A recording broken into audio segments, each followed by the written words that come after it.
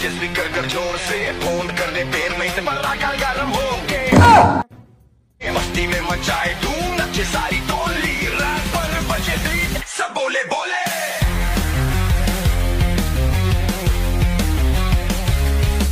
DJ यारू नस्कार phone पे बरादा बगा चोटेन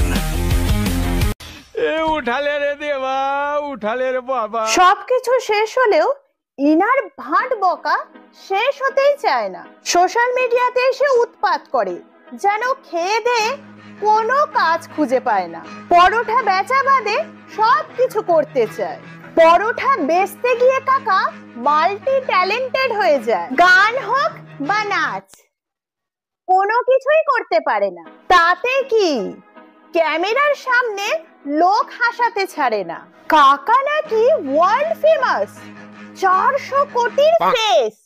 এমনি ফেস যেটা দেখলেই দিন শেষ। এমনি পাবলিক সেলিব্রিটি হলে সেলিব্রিটিরা সব পালাবে। এই কাকা ভাট বকে জানি না আর কতদিন জ্বালাবে। সত্যি এমনি জোকার দেখিনি কখনো আগে, যার উৎপাতে এখন মোবাইল খুলতেও ভয় লাগে। ভুল ভাল ভাট বকতে যাকে দেখা যায় সব সময় নিজেকে সেলিব্রিটি দেখাতে চায়। কচি কচি মেয়েদের সাথে কোমর নাচাতে থাকে।